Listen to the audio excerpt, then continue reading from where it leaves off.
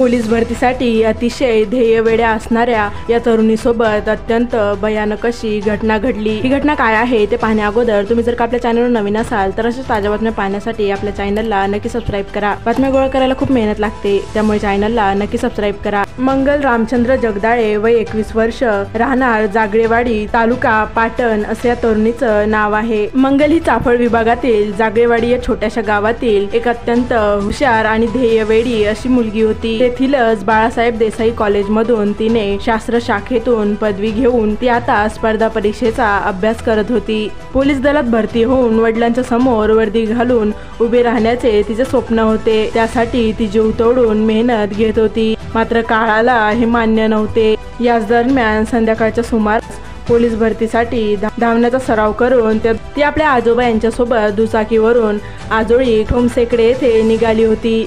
निसरे येथून ओरुल घाटातून जात असताना घाटातील एका वळणावर त्याचवेळी मंगलच्या गाडीचा आणि समोर येणाऱ्या डंपरचा जोरदार अपघात झाला आणि या धडकेत पाठीमागे बसलेली मंगल जगदाळे ही रस्त्याच्या मधोमध पडली व डंपरच्या चाकाखाली आली आणि त्यातच तिचा जाग्यावरच मृत्यू झाला। तिच्या वडिलांचे आपल्या एका तरी मुलीने पोलीस व्हावे असे स्वप्न होते, त्यांचे हे स्वप्न देखील अधुरे राहिले आणि सर्वांनाच मंगलच्या जाण्याने धक्का बसला। ही अत्यंत दुर्दैवी अशी घटना आहे, त्यामुळे वाहनांनी प्रवास करताना सावधानगी बाळगा, काळजी घ्या व सुरक्षित राहा व या बातमीला जास्तीत जास्त लोकांपर्यंत नक्की शेअर करा व लाईक करायला विसरू नका।